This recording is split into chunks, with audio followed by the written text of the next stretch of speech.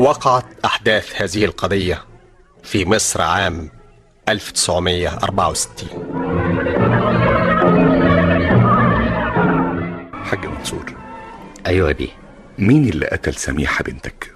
ما اعرفش يا بيه، ما اعرفش. انت نمت الساعة كام يا حاج منصور؟ انا متعود انام بدري، صليت العشاء ونمت بعدها بساعة وشوية. طيب صحيت حوالي الساعة كام؟ متعود اصحى بدري عشان اصلي الفجر. امال عرفت ازاي ان سميحة انقتلت؟ ها؟ ساعة ما سمعت اذان الفجر خرجت من اوضتي عشان اتوضى. ولعت نور الصالة، لقيت سميحة مرمية والدم مغرق الارض. صرخت بأعلى صوتي على مراتي. ومراتك كانت فين؟ كانت في اوضتها. نايمة ولا صاحية؟ كانت نايمة وصحيت على زعيقي. خرجت وشافت المنظر، ما استحملتش واغمى عليها. ها، وعملت ايه بعد كده يا حاج منصور؟ هعمل ايه يا بيه؟ بلغت البوليس. حاج منصور. ايوه يا بيه. مين عايش معكوا في البيت؟ انا ومراتي ومسعدة الشغالة. ومساعدة كانت فين امال؟ في اوضتها يا بيه. وانت ما سمعتش صوت او حركة قبل ما تقوم عشان تصلي الفجر؟ لا يا بيه، ما سمعتش حاجة. ليك اعداء او على خلاف مع اي حد يا حاج؟ وهيكون لي اعداء ليه؟ ده انا راجل في حالي وعمري ما زعلت حد مني. المجني عليها سميحة بنتك متجوزة؟ ايوه يا بيه، وجوزها اسمه جابر.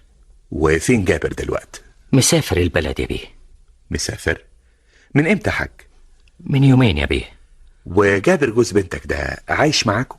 لا يا بيه، لا.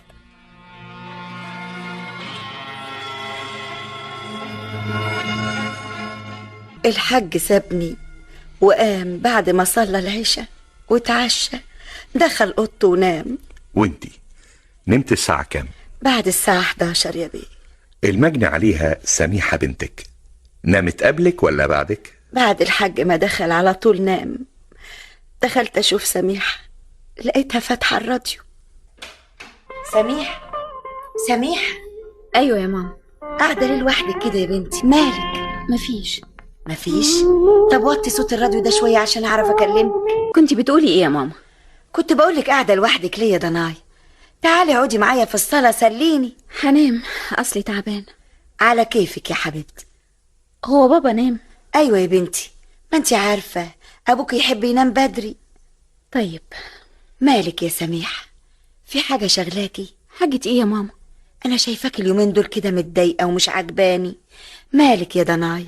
مفيش حاجة خالص، تصبحي على خير. ها، وبعدين يا حاجة؟ سبتها ودخلت اوضتي ونمت، وصحيت على صوت الحاج وهو بيزعق لما لقاها مرمية على الارض مقتولة. أنا بواب الفيلا يا بيه. ها، بقالك كم سنة بتشتغل عند الحاج منصور؟ من يوم ما اشترى الفيلا يا بيه، من 20 سنة وأكتر. بتبات فين يا عم إبراهيم؟ ليا إيدة صغيرة يا بيه جنب مدخل الفيلا. يعني ممكن تشوف اللي داخل واللي خارج؟ طبعا يا بيه. طيب تقدر تقول لي مين اللي زار الفيلا امبارح؟ مفيش حد يا بيه غير محمود بيه ابن الحاج منصور، قعد نص ساعة ومشى. نمت الساعة كام؟ بعد الساعة 12 يا بيه. بتقفل البوابة قبل ما تنام؟ أيوة بيه، ما شفتش حد دخل أو حد خرج يا بيه. ما حدش جالنا امبارح يا بيه غير ابن الحاج منصور ومشي على طول. مساعدة، عايز أسألك كم سؤال. بقالك كم سنة بتشتغلي عند الحاج منصور؟ سنين يا بيه، من ساعة ما جيت من البلد. وجيت من البلد امتى يا مساعدة؟ جيت من البلد وانا عندي 10 سنين. محمود ابن الحاج منصور جه زار والده ليه؟ معرفش يا بيه. طيب الحاج منصور على خلاف مع حد؟ لا يا بيه، الحاج منصور راجل طيب. ما سمعتيش صوت او حركة بعد ما نمتي؟ لا يا بيه. طيب مين قتل سميح؟ العلم عند ربنا يا بيه. تقرير الصفة التشريحية بيقول ان المجني عليها سميحة انضربت بسكينة في صدرها يا فندم. والمعاينة اثبتت ان مفيش اي كسر في المنافذ، الشبابيك سليمة والابواب سليمة. معنى كده يا فندم ان القاتل دخل الشقة من الباب الرئيسي. تقصد ان كان معاه مفتاح الشقة؟ كان معاه مفتاح الشقة او حد مثلا فتح له. بسؤال الحاج منصور قال مفيش حاجة اتسرقت من الشقة خالص. إذا الجريمة تمت بدافع آخر غير السرقة. في حاجة شغلاني وأعتقد إنها غريبة وملفتة جدا. حاجة إيه يا فندم؟ أم المجني عليها سميحة. مالها يا فندم؟ في العادة أي أم في موقفها وفي الظروف اللي هي فيها لازم تكون حزينة ومنهارة علشان قتل بنتها. قصد حضرتك إنها أم سميحة فعلا مش باين عليها إنها متأثرة ولا حزينة رغم اللي حصل لبنتها. تفتكر حضرتك إيه السبب؟ أقول إيه بس يا سعادة البيه؟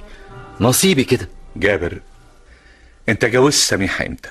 من 5 سنين يا بيه. عندك أولاد يا جابر؟ لا لا لا يا بيه. أنت كنت فين يوم الأربعاء؟ مسافر البلد يا بيه. وما عرفتش باللي حصل للمرحومة سميحة إلا لما رجعت. أقدر أعرف كنت مسافر ليه يا جابر؟ هطل على إخواتي وأشوف والدي، أصله كان عيان. أنت ساكن مع الحاج منصور؟ لا لا لا لا، أنا ليا شقة لوحدي. وليه ما خدت سميحة مراتك معاك البلد؟ ما رضيتش يا بيه، قالت لي سيبني عند والدي وسبتها وسافرت.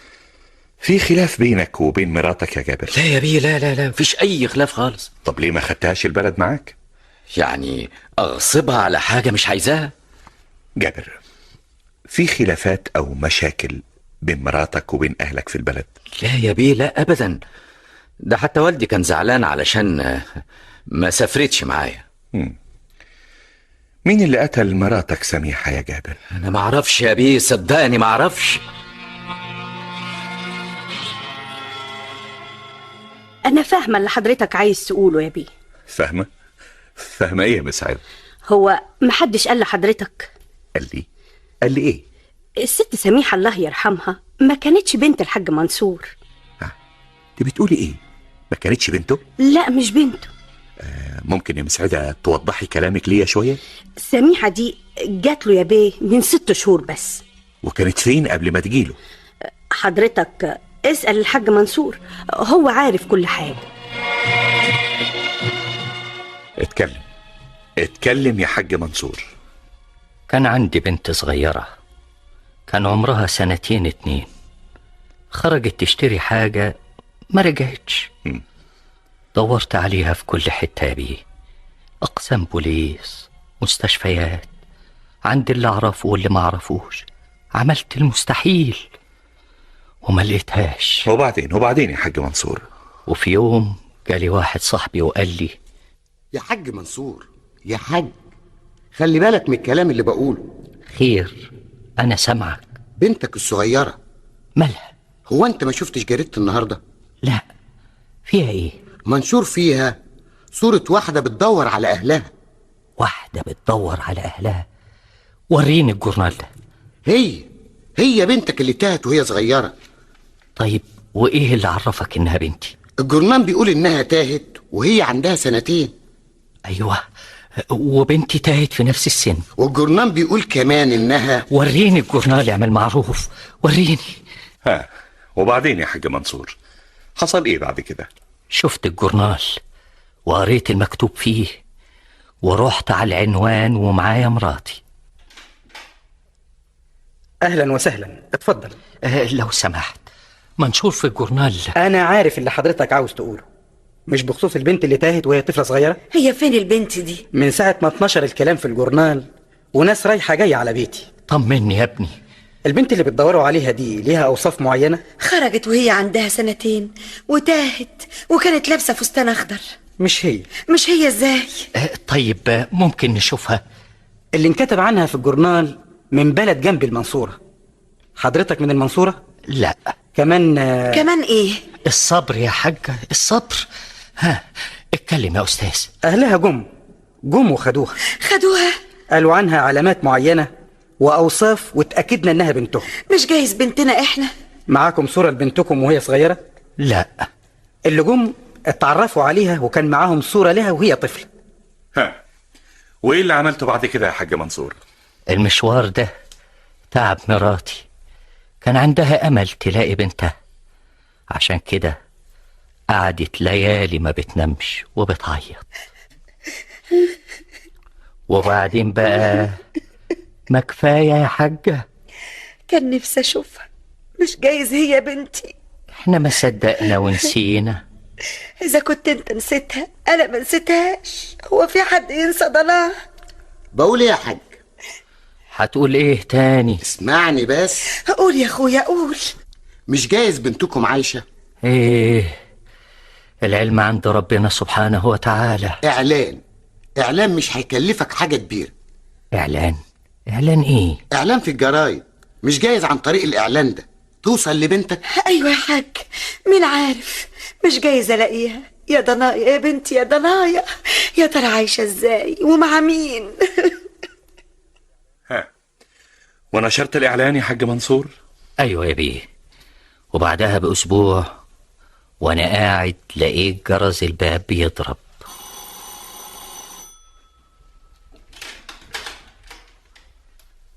حضرتك عايزه مين؟ أنا سميحة. سميحه؟ أيوه، سميحة بنتك. بنتي؟ أنا قريت اللي انكتب في الجورنال. أنا تهت وعندي 2 سنين، عشت مع راجل ومراته. كنت فاكرة نفسي بنتهم، ما انكرش إنهم كانوا بيعطفوا عليا، لغاية ما جه اليوم اللي قالوا لي فيه على الحقيقة. قالوا لي الخبر ده وأنا فرحانة وسعيدة. كنت مرتبطة بقصة حب مع شاب وتقدم لي علشان يتجوزني، وزي أي عروسة بتحلم ونفسها تسعد نفسها وعايزة تجيب الدنيا كلها وتاخدها معاها البيت عريسها علشان تفتخر قدام أهل جوزها. كنت أنا بحلم، طلبت جهاز معين، طلبت حاجات كتيرة قوي، وكانت النتيجة إن الراجل اللي أنا عايشة معاه وكنت فاكراه والدي، الراجل اتضايق من طلباتي وكلامي وأحلامي، وقال لي على الحقيقة المرة.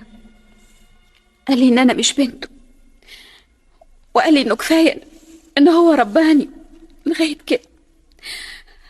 اللي حصل كان صدمة بالنسبة لي.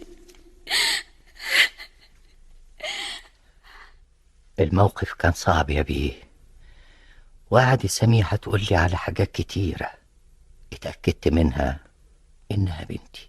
حاجات زي ايه يا حاج منصور؟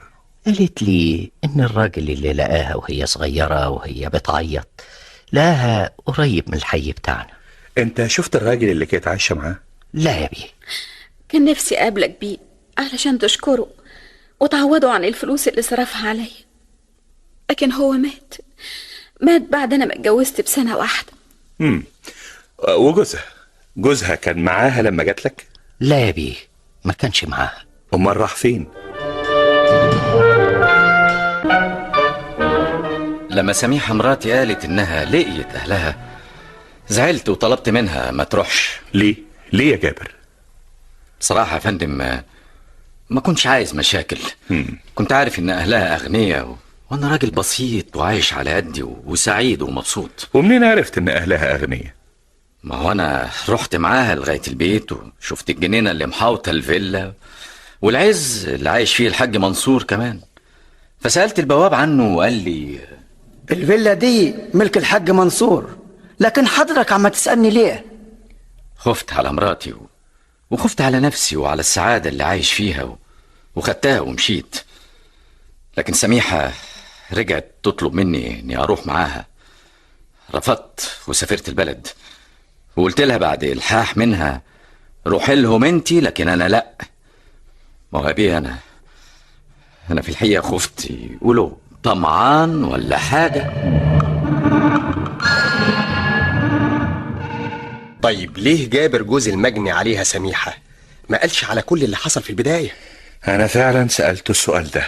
وقال لك إيه يا فندم؟ أنا راجل صعيدي ولي أهلي في البلد، ولو عرفوا إن اتجوزت واحدة ملهاش أهل هيزعلوا مني طبعا وتحصل مشاكل. يعني ممكن يكون حد من أهل جابر عرف الحقيقة وجاه وقتل سميحة؟ جايز.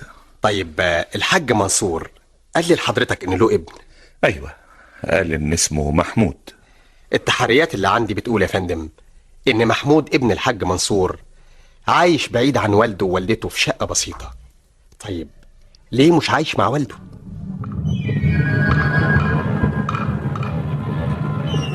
أنا اخترت شقة بسيطة ومتواضعة بعيد عن والدي. ليه يا محمود؟ الشقة قريبة من شغلي. بس انت عندك عربية. أنا بفضل أعيش لوحدي يا فندم. انت متجوز؟ أيوة، ومراتي برضو بتفضل يكون لها بيت مستقل. انت عرفت ان سميحة جت وعاشت مع والدك ووالدتك؟ شفتها في بيت بابا. وكان رأيك ايه؟ الموضوع ده ما يهمنيش. ما يهمكش؟ ازاي بقى؟ أي حاجة تسعد والدي ووالدتي أنا مرفضهاش. حتى ولو كانت سميحة هتشاركك في الميراث؟ ده موضوع أنا عمري ما فكرت فيه. ازاي بقى؟ والدي عمره ما كان بخيل عليا، وبعدين أنا موظف ومراتي موظفة وما احناش محتاجين.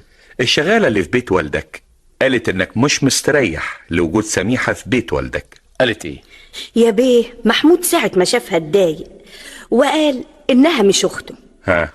ايه رأيك في الكلام ده يا محمود؟ ما انا قلت لحضرتك الشيء اللي يسعد والدي ووالدتي لازم يسعدني.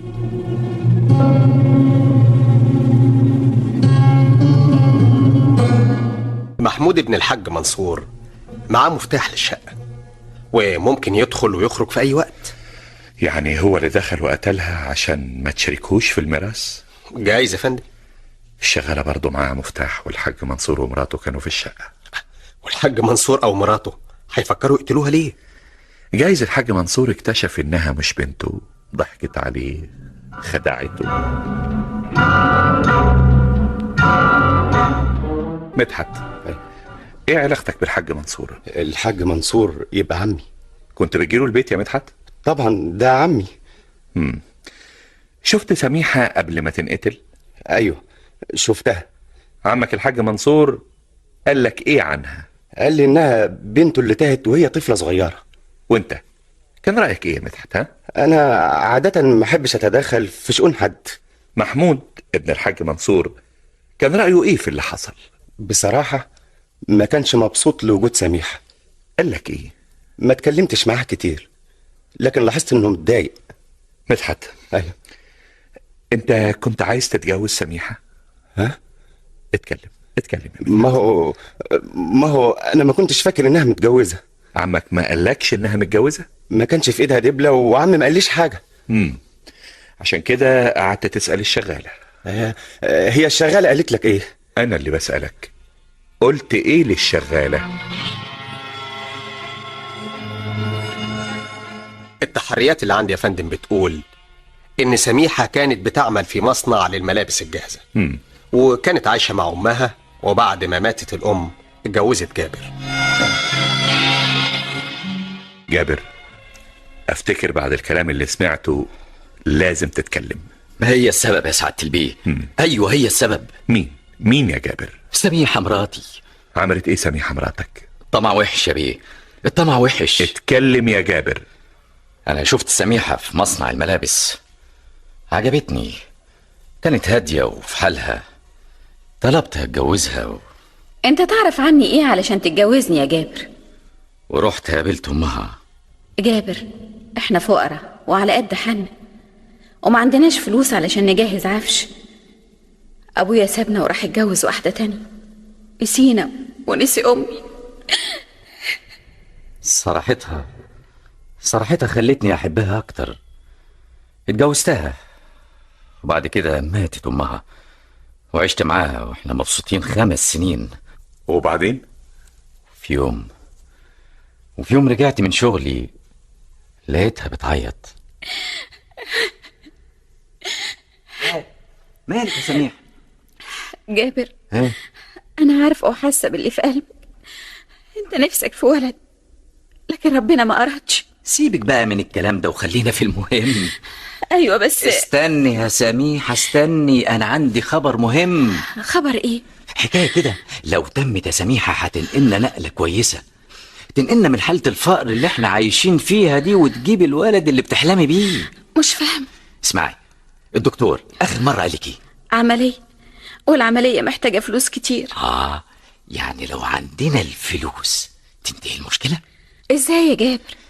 اسمعي، اعلان في الجورنال، راجل والست بتاعته عايشين لوحدهم وبيدوروا على بنتهم اللي تاهت وهي عندها 2 سنين. طب واحنا مالنا ومالهم؟ ما هو انت اللي هتبقي بنتهم. انت بتقول ايه؟ اسمعي، انت لا ليكي اب ولا ام، ودي فرصة علشان تتعالجي وتجيب لنا ولد يملى علينا البيت سعادة وحب. وبعدين يا جابر، ايه اللي حصل بعد كده؟ فضلت وراه لغاية ما وفت يا سعادة البيه، وراحت للحاج منصور وقالت له انها بنته. وانت رحت معاها الحاج منصور؟ لا يا بيه، سافرت البلد وفهمتها تقول ايه وتتصرف ازاي علشان تكسب الحاج منصور ومراته. ولما قابلت الحاج قال لي: يا جابر يا ابني، انت بعد عننا ليه؟ سميحة بتقول انك خايف لحسن افكر انك طمعان فينا ولا حاجة. لا يا ابني لا، خليك معانا. وكسبت الحاج منصور لصفي. وبعدين يا جابر؟ في يوم جيت لهم البيت. اهلا وسهلا اهلا وسهلا. مين يا مسعدة؟ انا يا عم. تعالى يا ابني، تعالى ادخل. مدحت يا خبر، بطل الكلام ده بقى، اخص عليك، كفايه انا قلبي هيقع من الضحك.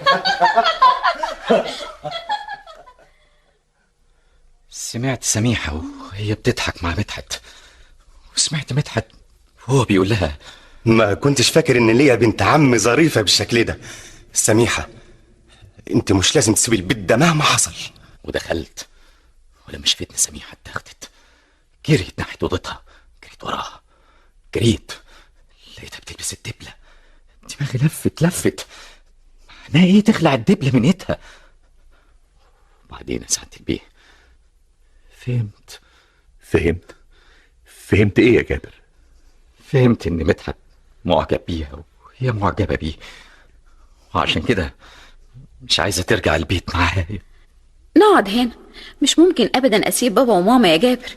حاولت اقنعها، ايوه سعادة البيه اقنعها، ما وافقتش، لكن انا هددتها. قالت لي: الحاج منصور ومراته فاهمين ان انا بنتهم، افتكر مش ممكن ابدا تودي نفسك في داهيه وتقولي الحقيقه. فشلت يا سعادة البيه اني ارجعها لبيتي. عملت نفسي موافق على قعدها مع الحاج منصور، سرقت مفتاح الشقة وعملت نسخة عليه. وجيت قبل الفجر بساعة، فتحت الباب ودخلت عليها اوضتها من غير ما حد يحس. شافتني، خافت وجريت على الصالة، وقبل ما تصرخ كنت ضريبها بالسكينة، وجريت سافرت البلد. ايش السبب؟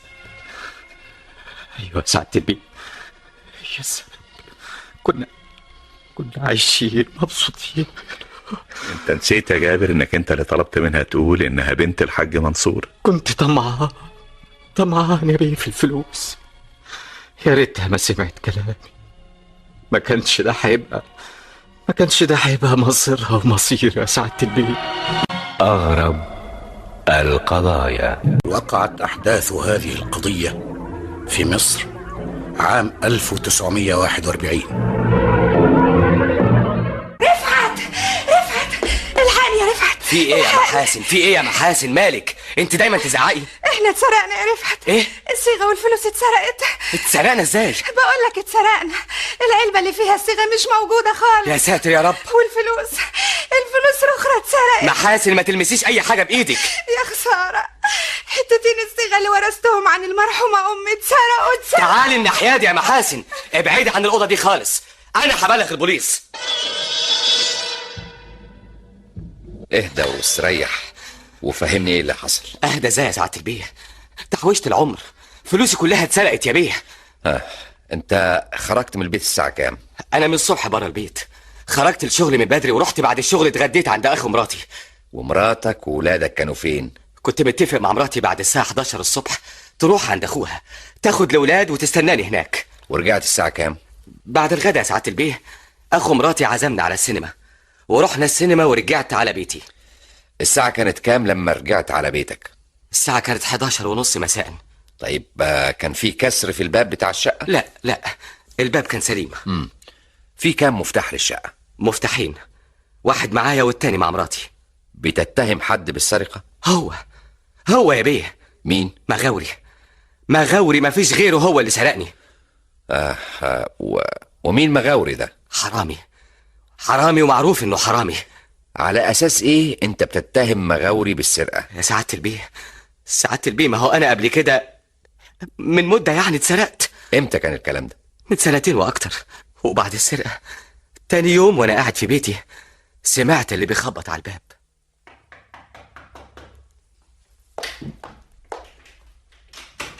مساء الخير. مساء النور. عايز مين؟ رفعت بيه موجود. نقول له مين؟ قولي له راجل طيب عايزك، ولا قولي له واحد عايزك ضروري وخلاص.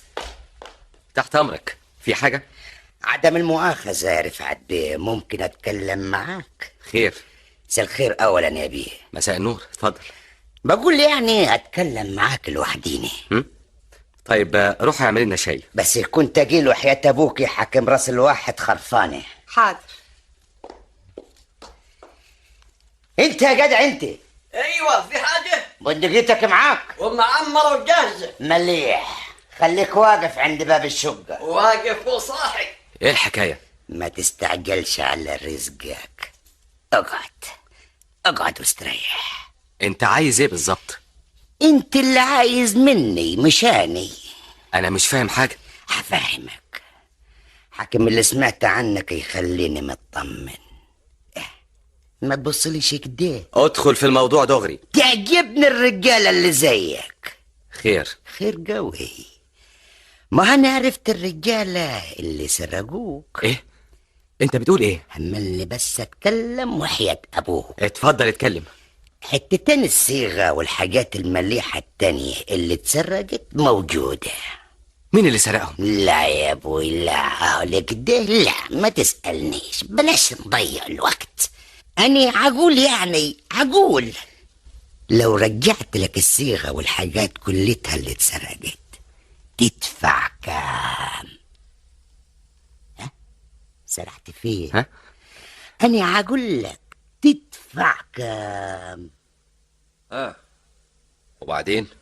واتفق معايا ورجع لي كل حاجة اللي اتسرقت بعد ما دفعت له المبلغ اللي طلبه. مين ده؟ معرفوش ومرضيش يقول لي على اسمه.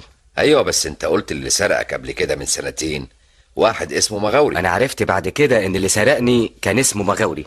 وعرفت ازاي؟ في يوم راجع بالليل لقيت واحد قدامي، قربت منه لقيته بيضحك. مين انت؟ ما تخافش يا رفعت بيه، انا ورجالتي نفديك بروحنا. ايوه حياتك نفديك بروحنا. انت مين؟ انا على العموم مبسوط منك، طول عمرك راجل. الله، مالك خايف كده ليه؟ ده انا مغاوري. خير يا مغاوري. حاجتك وصلت سليمة والمبلغ وصلني، وانا بقى يعجبني الرجالة الجدعان اللي ما بتكلموش كتير.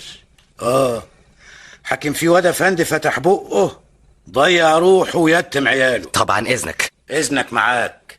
مع السلامة يا رفعت بيه، مع الف سلامة. ايوه وبعد كده عملت ايه؟ ما عملتش حاجة، بس عرفت ان مغاوري هو زعيم العصابة اللي سرقتني، وان الراجل اللي جالي في بيتي واحد من رجالته وهو اللي بعته. طيب انت في المرة الاولانية لما اتسرقت من 2 ما بلغتش ليه؟ في المرة الاولانية ما كنتش عارف مين اللي سرقني، ودلوقتي عارف ومتأكد ان هو مغاوري. ايوه مغاوري. مغاوري؟ بتسأل عليه ليه يا حضرة الضابط؟ جوزك مغاوري راح فين؟ ما اعرفش. ما تعرفيش ازاي؟ اصله قال انه مسافر، ومن يوم ما سافر ما رجعش. مغاوري سافر فين؟ سافر يشتري شوية بضاعة. من انهي حتة؟ مش عارفة، اصله ما قاليش. طب سافر امتى؟ سافر من اسبوع يا بيه. فتشوا البيت. وتفتشوا البيت ليه؟ هو جوزي عمل حاجة؟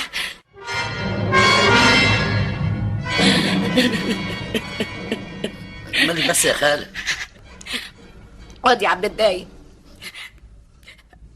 ولا انت بتعطي ليه بس يا خالة؟ قرب واسمع اللي هقول لك عليه. انا تحت امرك، بس بلاش تزعلي روحك. هقول ايه؟ نصيبي كده. هما فتشوا البيت ليه؟ هو حصل حاجة؟ مالكش دعوه انت بحاجه، وما ترغيش كتير. طب حاضر. اسمع، تعرف تروح طنطا؟ اروح طنطا ليه؟ اسمع بس، تروح عند عمك مغاوري. عم مغاوري راح طنطا؟ تلقيه في بيت اخوه، عايزاك تروح له من غير ما حد يحس بيك. ليه يا خالة؟ افهم اللي هقول لك عليه ولا تتكلمش كتير، مفيش وقت. اسمع. سامع. تروح له وتقابله وتحكي له على اللي حصل، وتقول له لو حد سألك سافرت امتى ترد وتقول له من اسبوع. ايوه لكن ليه كده؟ اسمع الكلام بدل عمك مغاوري ما يروح في داهيه. وايه اللي حصل بالظبط؟ هو انت لسه معرفتش ايه اللي حصل؟ لا. قول له ان البوليس فتش البيت، وقول له لما حد يسأله كنت فين يرد ويقول له كنت بجيب بضاعة، ولما يسألوه بقالك قد ايه مسافر يقول من اسبوع. من اسبوع، فهمت؟ فهمت. فهمت ايه؟ مسافر من اسبوع. وكان رايح يجيب بضاعة. وكان رايح يجيب بضاعة. ايوه كده شاطر. ما انا فهمت خلاص، بتعرف ليه تاني؟ روح يا عبد الدايم، سافر وما تخليش حد يحس بيك، ولا تقولش لحد انك مسافر له.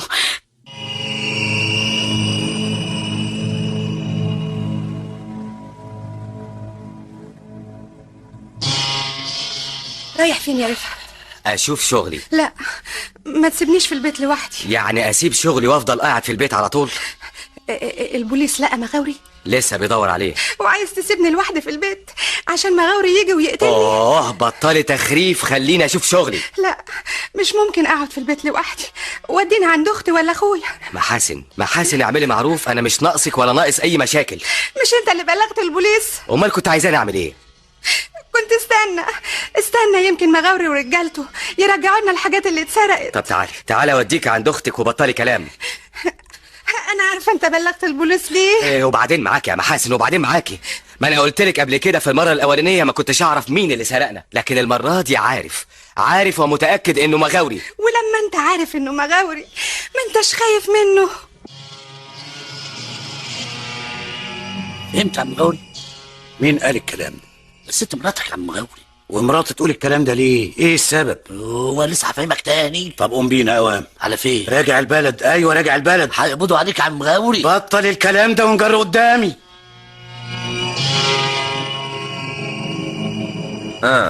كنت فين يا مغاوري؟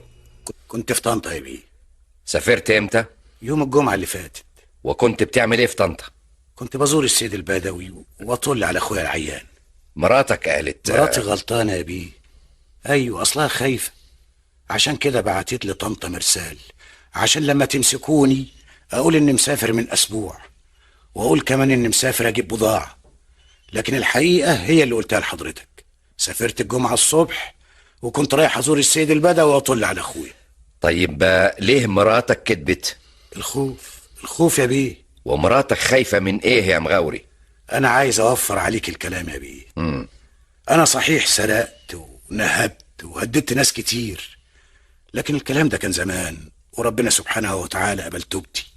ايوه قبل توبتي يا بيه. انا تبت عن الحرام، تبت عن السرقة، اتجوزت وخلفت، ونفسي ابني يتربى ويعيش في الحلال. انا ياما جمعت الفلوس من الحرام، لكن كلها ضاعت وضيعت معاها صحتي. لكن دلوقتي خلاص ليل ونهار بشتغل، مكسب بسيط صحيح لكن حلال وربنا مبارك لي فيه. انا عايش كويس وحمد ربنا وشاكره على نعمته. مغاوري، الطاقية دي بتاعتك؟ وريني يا بيه. بتاعتك ولا لا يا مغاوري؟ بتاعتي يا بيه. الطاقية دي لقيناها في البيت اللي حصلت فيه السرقة. يا بيه الطاقية بتاعتي صحيح، لكن انا ما سرقتش. امال ايه اللي وداها هناك في مكان الحادث؟ العلم عند ربنا، لكن انا بريء. ايوه بريء، وربنا برحمته قبل توبتي. ايوه قبل توبتي. لا يا بيه، عم مغاوري راجل طيب. طيب وعرفت منين انه طيب؟ عمرنا ما شفنا منه حاجة وحشة. مغاوري بيشتغل عندك؟ ومأمنه على فلوسي وحاجتي. كنت تعرف انه كان قبل كده حرامي؟ سمعت ايه؟ سمعت انه كان بيسرق وله عصابة، بس ده كان زمان. معقول يكون مغاوري بريء من تهمة السرقة؟ انا حاسس انه مالوش يد في حادثة السرقة. بس مراته كذبت وقالت انه مسافر من اسبوع. ومغاوري قال بنفسه انه مسافر يوم الجمعة، يعني بعد حادثة السرقة. ولو كان هو اللي سرق كان كذب علينا. مش جايز خايف لا نعرف الوقت اللي سافر فيه ويبقى ده دليل ضده؟ في أكتر من شاهد قالوا إنه تاب عن السرقة خالص. ربنا وحده اللي عالم. أنا خلاص تبت يا ناس، عايز أربي ابني بالحلال. إذا كان ربنا قبل التوبة ليه بتعملوا كده؟ ليه؟ حرام عليكم، ادوني فرصة أعيش وأربي ابني. أنا شقيت في حياتي كتير ونفسي أستريح يا ناس، نفسي أستريح. أيوة، بس إيه اللي ودى طاقيته في البيت اللي اتسرق؟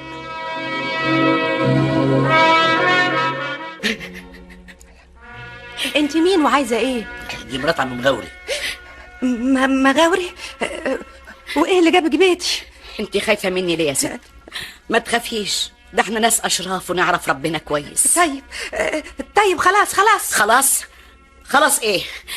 انا جوزي بريء، جوزي تاب، انتوا ليه عايزين تسجنوه؟ ده انا ماليش غيره يا ست. طب لو اتسجن هروح فين انا وابني؟ هروح فين؟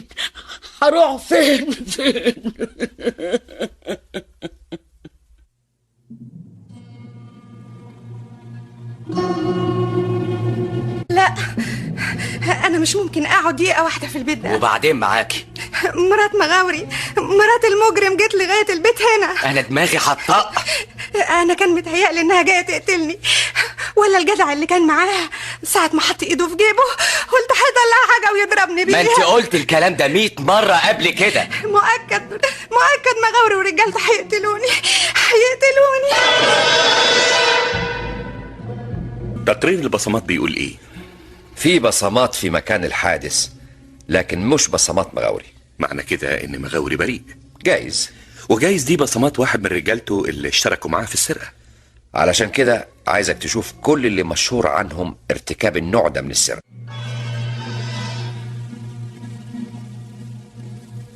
وبعدين يا محاسن، وبعدين قلت لك مش راجع البيت. هنفضل سايبين بيتنا لحد امتى؟ لحد ما يقبضوا على عصابة مغاوري كلها. ده اسمه كلام يا محاسن. ما تسيبها قاعده معانا يا رفعت. لامتى يا سيدي؟ حد قال لك اننا اتضايقنا منها؟ بس كده انا تعبان وخايف على الشقه. ما تخافش، البوليس حارس الشقه. بس لو كنت سمعت كلامي ما كانش ده حصل. لو كان مغاوري سمع كلامي ما كانش ده حصل. سمع كلامك في ايه؟ الناس لسه فاكراه بيسرق، الناس مش قادرة تنسى اللي كان بيعمله مغاوري. ربنا هيظهر الحق. معقول يكون عملها مغاوري؟ اسمعي يا بنت الناس، انا ما انكرش اني سرقت كتير، لكن من يوم ما عرفتك وربنا رزقني بالخلفة وانا تبت لربنا ودعيت من كل قلبي وقبل توبتي، وعشان ربنا عارف اني صادق والايمان ملا قلبي فتح عليا، واديني بكسب لقمتي بالحلال وهيسترها معايا ان شاء الله. ايوه هيسترها معايا. سرحت فيها خالة. يسترها معاك يا مغاوري. يا رب اظهر الحق يا رب. الحقني يا سعادة البيت، الحقني يا سعادة البيت. ايه في ايه؟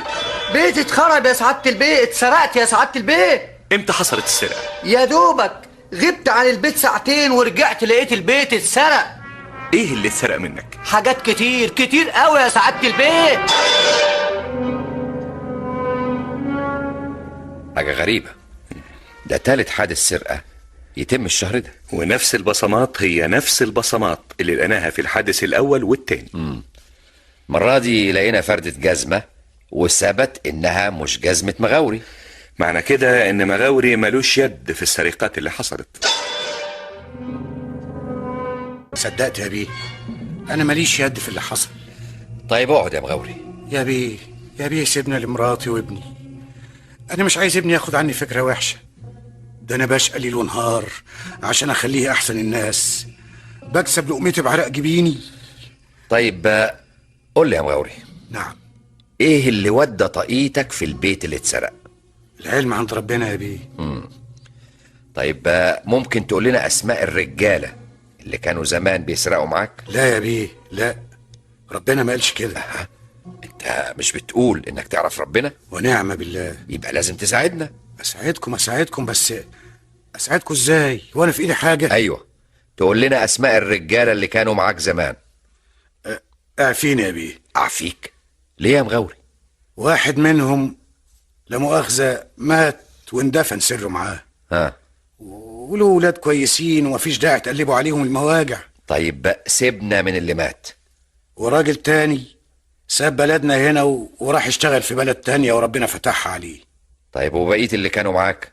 يا بيه اللي كانوا معايا زمان تابوا، كلهم تابوا وربنا اكرمهم. كفايه اللي حصل لي يا بيه، كفايه. ده ربنا حليم ستار.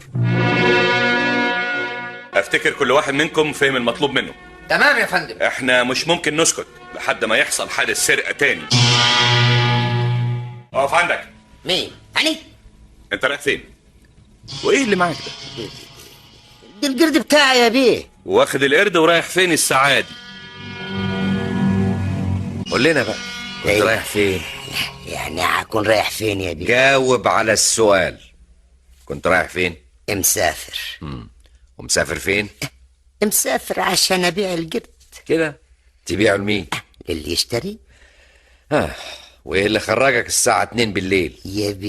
يا بيه ما انا قلت لحضرتك كنت مسافر. واللي مسافر بيسافر الساعة دي؟ اللي حصل يا بيه. يعني ايه اللي حصل؟ القرد اصله الشقي وقلت اسافر ابيعه. طيب القرد ده جبته منين؟ لقيته فين؟ خدته من واحد. لقيته ولا خدته من واحد؟ ما هو يا بيه واحد لقاه وانا اشتريته منه. والواحد اللي لقاه اسمه ايه؟ العلم عند ربنا، أنا ما أعرفش يا بيه، ده جدع غريب. البطاقة اللي كانت مع الجدع اللي كان معاه القرد اتضح انها مزورة. طيب واسمه ايه الحقيقي؟ عليوة. عليوة. خدتوا بصماته؟ ثبت انها مش البصمات اللي لقيناها في الاماكن اللي حصل فيها السرقة. وفين القرد؟ موجود. طيب انا عايزهم ياخدوا لي بصمات القرد. حضرتك بتقول ايه؟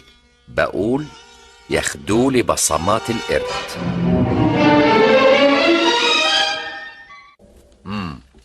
اتكلم يا عليو. حقول ايه الله يجاز اللي كان السبب كده. وبعدين؟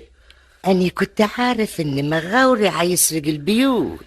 كنت معاه في العصابة زمان؟ لا بس يعني كنت ساعات اتدخل معاه واكسب لي قرشين. ازاي بقى؟ لما كان مغاوري ساعات لما كان هيسرق كنت اني اروح للي سرق واكون واسطة خير واجيب منه اللي سرقه ويدفع لمغاوري مبلغ واني كمان اخد اللي فيه النصيب. بس يا بيه الكلام ده كان زمان قبل مغاوري ما يتوب عن السرقة. وبعدين؟ بعد ما تاب مغاوري فكرت تاني بقى كيف لقيت رزقي. جبت القرد. عشان ايه؟ عشان يساعدني. يساعدك ازاي؟ مهاني لما جبت القرد قعدت امرنه واعلمه ينط من الشبابيك كيف ويدخل البيوت، والقرد يدخل البيوت يروح فاتح لي الباب ولا الشباك وادخل اني منه واسرق الحاجات اللي تعجبني. في الحقيقة يا بيه اصله كان قرد ذكي بس يا خسارة. خسارة ايه؟ يا ريتني لبست حاجة في يده عشان ما كانش تظهر عليه بصماته كده. طب والطاقية؟ لا الطاقية دي لها حكاية بيه.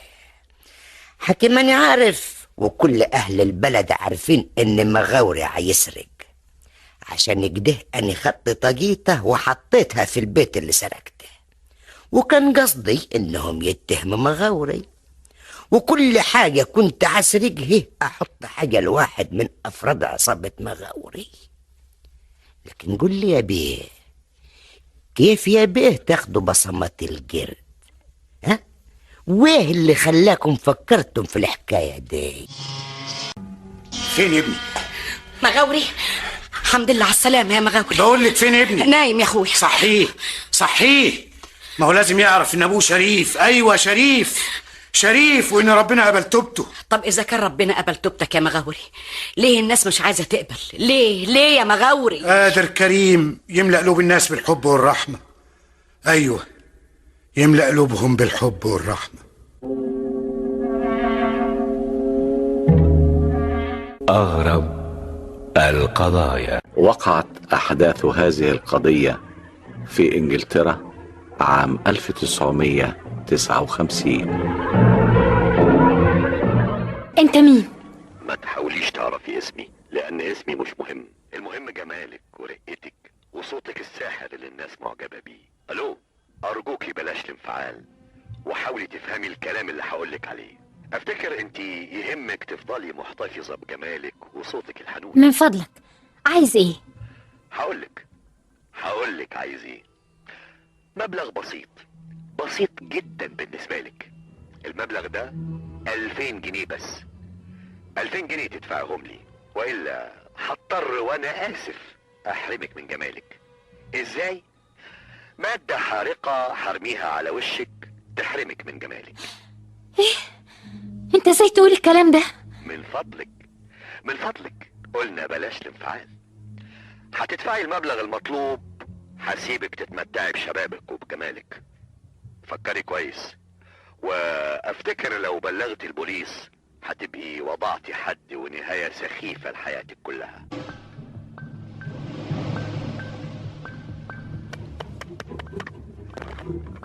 الو مالك يا ديانا؟ ها؟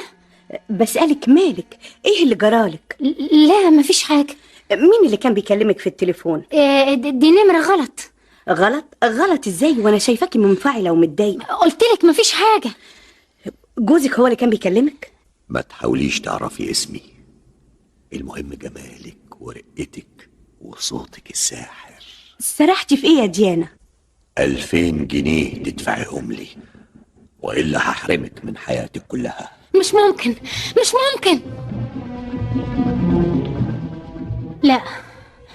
لا أنا من حق أعيش. الناس معجبة بيا وبفني. ابعد عني. ديانا انتي بتحلمي ولا ايه؟ حلم مفزع وسخيف. والحلم ده سببه المكالمة التليفونية مش كده؟ احكي لي ايه اللي حصل. أنا أعصابي تعبانة، مش قادرة أستحمل. أنا لازم أدفع له المبلغ اللي طلبه مني. مبلغ إيه؟ واحد بيهددني إنه يشوه وشي ويقضي على جمالي لو ما دفعتلوش 2000 جنيه. مين ده؟ معرفوش. وخبيتي عني ليه لما سألتك امبارح بالليل؟ لأنه حذرني إن أنا ما أقولش لحد. وناوي على إيه؟ هدفع له المبلغ اللي طلبه. تفتكري ده تصرف سليم؟ افتكر انت يهمك جمالك وصوتك الساحر والمعجبين اللي بيزيدوا يوم عن يوم. ردي على سؤالي. أمال هعمل إيه؟ تبلغي البوليس. بس ده حذرني. اسمعي كلامي، لو دفعتي مش هيسكت عنك أبدا. إزاي يعني؟ هيرجع يطلب منك مبلغ تاني وتفضلي تحت رحمته. طب هو ممكن البوليس يحميني منه؟ بلغي البوليس أحسن لك. خايفة. أرجوك اهدي، فهميني ايه اللي حصل بالظبط. خايفة يعرف إن أنا بلغت البوليس ويقتلني. احنا هنعرف ازاي نحميكي، اطمني. هو اسمه ايه اللي هددك؟ ما قاليش على اسمه. كلمك امتى في التليفون؟ امبارح بالليل بعد ما رجعت من شغلي. انت بتشتغلي ايه؟ أنا بغني وأرقص وأقدم استعراضات في مسرح في لندن. متجوزة؟ كنت متجوزة وانفصلت عن جوزي. ممكن يكون اللي كلمك جوزك. لا، أنا عارفة صوته كويس، مش هو. يمكن يكون حد من أصدقائه. لا أبدا، إحنا انفصلنا في هدوء واتفقنا كل واحد يعيش حياته الخاصة. وهو سافر راح أمريكا وانقطعت صلتي بيه. الكلام ده حصل من امتى؟ من حوالي 2 سنين. خلال السنتين دول ما شفتيش جوزك؟ لا، ما شفتوش خالص. يعني مش ممكن يكون جوزك ولا حد من أصدقائه هو اللي بيهددك؟ ده شخص غريب ملوش علاقة بجوزي. ليكي أعداء أو خلافات بينك وبين حد من زمايلك في المسرح اللي بتشتغلي فيه؟ أبدا، أنا علاقتي طيبة بكل الناس والجميع بيحبني. اللي بيهددك طلب منك كام؟ 2000 جنيه. قالك هيستلمهم ازاي؟ في محطة السكة الحديد القريبة من بيتك. تحطي المبلغ على أقرب كرسي في المحطة الساعة 12 بالليل يوم الخميس، وترجعي بيتك في هدوء. يوم الخميس زي ما قالك هتاخدي له المبلغ في نفس المكان اللي حدده. ايوه، لكن ايه؟ لو حس ان انا بلغت البوليس ممكن يسيب محطة القطر ويمشي وراه ويقتلني. احنا هنعرف ازاي نحميك منه. طمني. ما كانش لازم اسمع كلامك. وبعدين معاكي الخوف مالي قلبي. ازاي هدخل المحطة لوحدي؟ مش هكوني لوحدك، البوليس هيكون معاكي. لو جرالي اي حاجة هتبقى انت السبب. انت اللي قلتي لي ابلغ البوليس. انا هروح معاكي. لا، انت ايه عايزاه يقتلني؟ اقف مطرحك، ما تتحركش من مكانك. انت عايز مني ايه؟ ايه اللي معاك ده؟ ما معيش حاجه.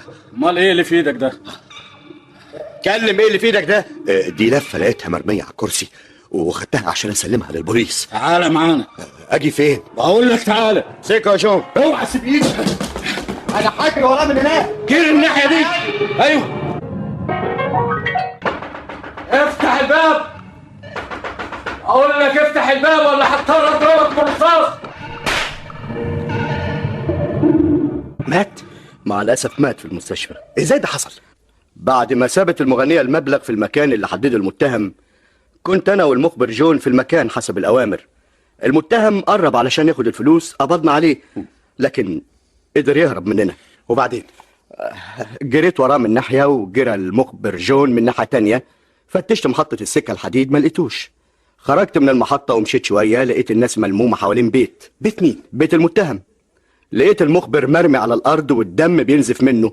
وديته المستشفى عشان اسعفه، وهناك في المستشفى مات المخبر. والمتهم دورت عليه ما لقيتوش. والشهود اللي كانوا في مكان الحادث؟ واحد قال انه شاف المتهم بينط من الشباك وبيجري بعيد عن البيت. والمخبر ما قالكش اي حاجه قبل ما يموت؟ لا، كلمته ما ردش عليا. جاوب على السؤال. السؤال ايه؟ انت مذنب ولا بريء؟ انا مش عارف ان كنت مذنب ولا بريء. المحكمة بتوجه لك تهمة قتل المخبر جون. جون؟ مين المخبر جون؟ انا مش عارف حاجة خالص. مش عارف حاجة خالص من اللي حصل. انت تعرف ديانا؟ مين ديانا؟ المغنية اللي هددتها بتشويه وشها اذا ما دفعتش 2000 جنيه. الحقيقة انا مش فاكر حاجة خالص من اللي بتتكلم عليه. انت منين؟ من ألمانيا. طب وايه اللي جابك لندن؟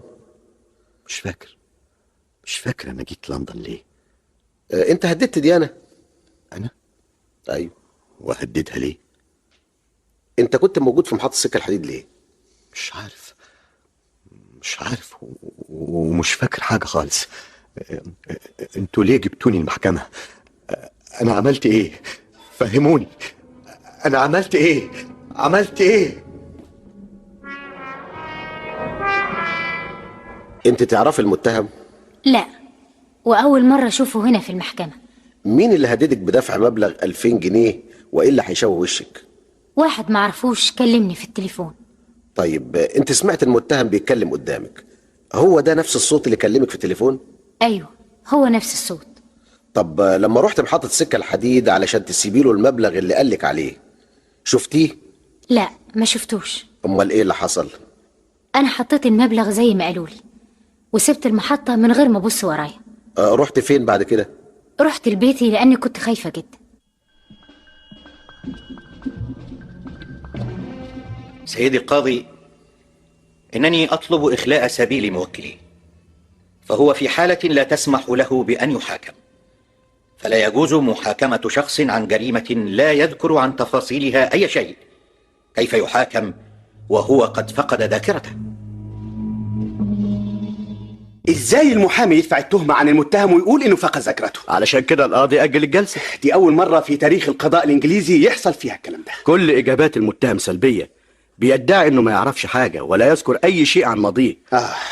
من المؤكد انها حيلة من المتهم عشان ينفذ من العقاب. تفتكر انه بيمثل قدام المحكمة انه فقد ذاكرته؟ ده شيء مؤكد. الصحف بدأت تتكلم عن الجريمة وعشان كده جمهور كبير من الناس بيحضر الجلسة. لكن اذا كان المتهم بيمثل انه فقد الذاكرة، هيقدر يمثل على طول؟ هو ده السؤال المهم، لكن انا واثق جدا انه هيتكشف مهما حصل.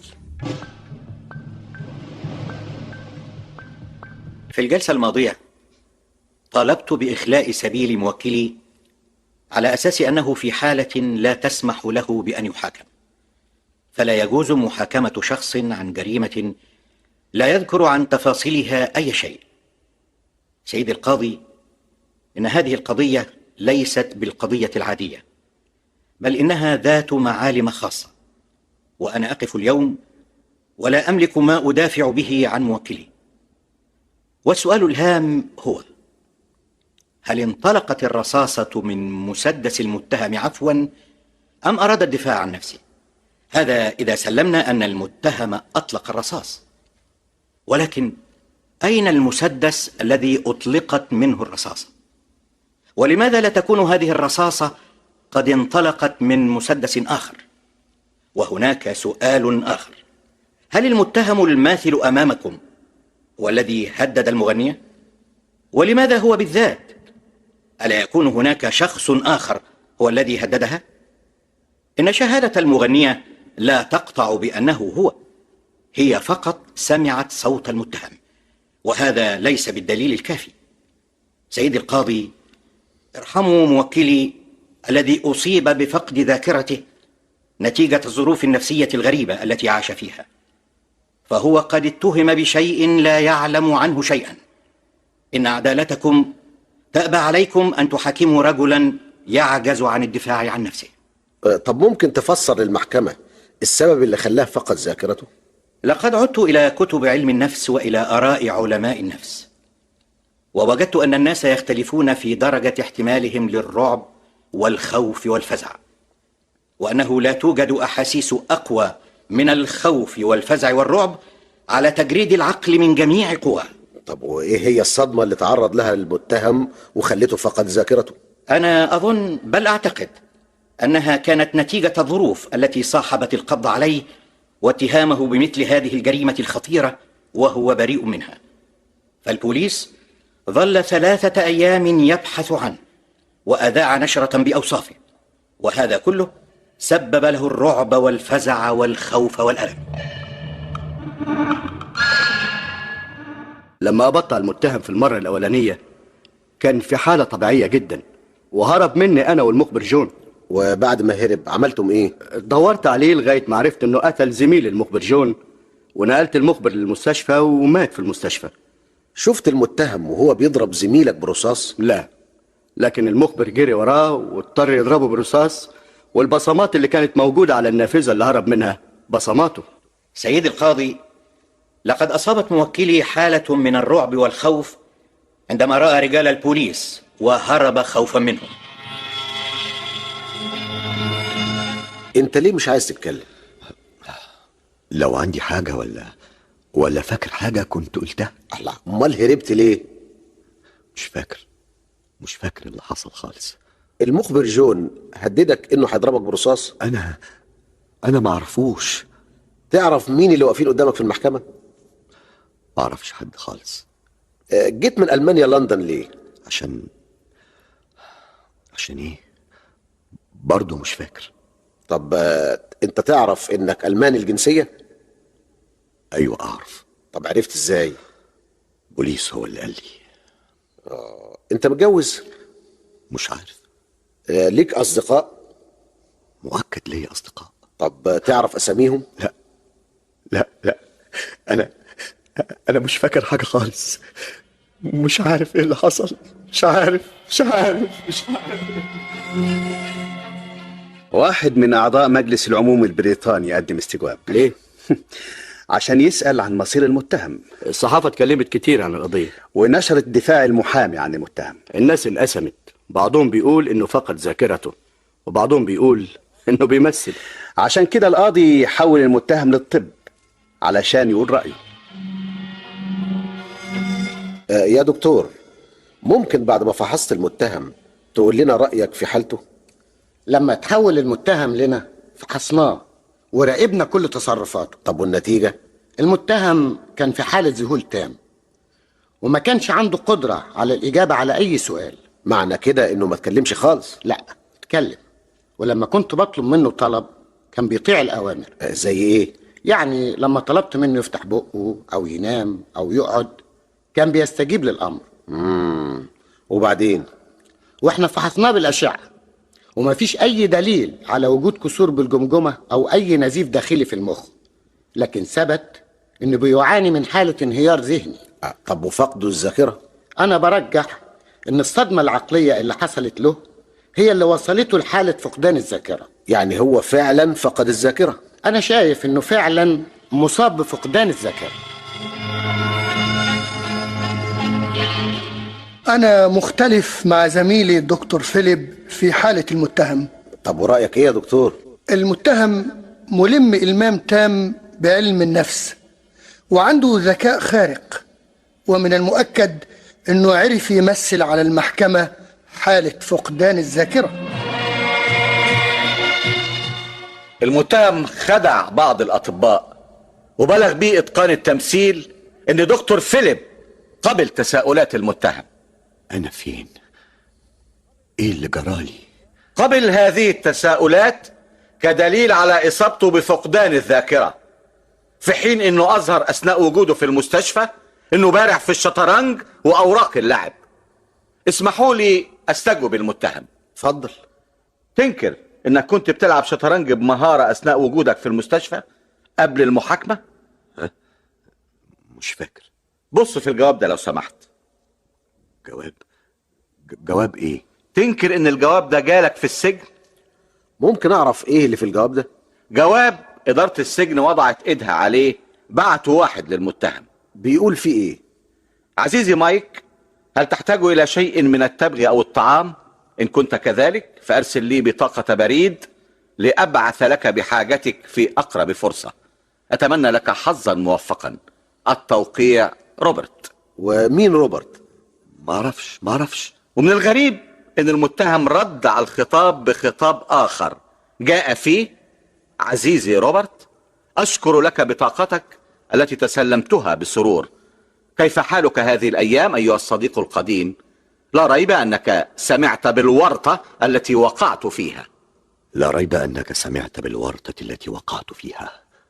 لقد فرحت لأنك تريد الحضور إلى لندن لزيارتي. أريد أن تحضر الطعام والتبغ وتحضر معك بعض الكتب والمجلات القديمة. الكتب والمجلات القديمة؟ لأنني لا أجد ما يشغل فراغي هنا في السجن. على أني لا أرغب في إزعاجك، فقد انسقت إلى هذه الورطة بمفردي، وعلي أن أجد لي منها مخرجا. هذا هو الخطاب الذي رد به المتهم، ومعنى ذلك أنه يعرف ماضيه جيدا ويعرف أصدقائه. وأكبر دليل على أنه بيمثل فقدان الذاكرة ما قاله في نهاية رسالته: لقد انسقت إلى هذه الورطة وعلي بمفردي أن أجد منها مخرجا. إيه رأيك في الكلام ده؟ مش فاكر حاجة. الجواب ده مش مخطك؟ جايز، بس أنا مش عارف إيه اللي حصل. سيدي القاضي، ممثل الاتهام يحاول إلصاق التهمة بموكله، وهذا الخطاب ليس دليلا على الإدانة، ولكنه دليل على ما كان يعانيه المتهم من خوف، حتى أنه طلب من شخص لا يعرفه الحضور لنجدته. سيدي القاضي، أنا مع الدفاع بأن المتهم قد أصيب بفقدان الذاكرة عندما عاش 3 أيام فريسة للقلق والخوف والفزع في انتظار القبض عليه، ولكن إصابته بفقدان الذاكرة كانت خلال هذه الفترة فقط، وعندما أفاق لنفسه وعلم المصير الذي ينتظره راح يمثل فقدان الذاكرة بعد ذلك. 9 جلسات ولسه ما وصلوش لحل مع المتهم. أنا عايزاكي تنسي الموضوع ده. مش جايز المحكمة تحكم له بالبراءة؟ ساعتها مصيره هيكون ايه؟ تحكم له بالبراءة ازاي؟ مش عارفة، لكن أنا لازم أهرب من لندن كلها وتسيبي شغلك. محتارة وخايفة، مش عارفة أعمل ايه. كلام النيابة هو اللي صح. طب وكلام المحامي؟ أنا متأكدة إنهم هيحكموا عليه. أعصابي ما بقتش مستحملة، تعبت.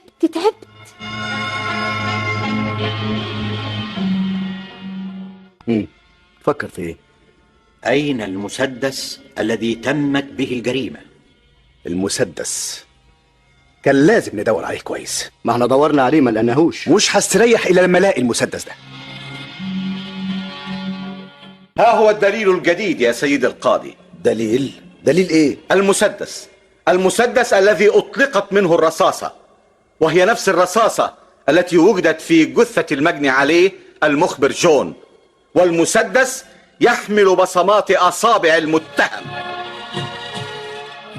المحلفين قالوا مذنب. ظهور المسدس في الوقت المناسب كان صدمة بالنسبة للمتهم خليته يعترف بكل حاجة.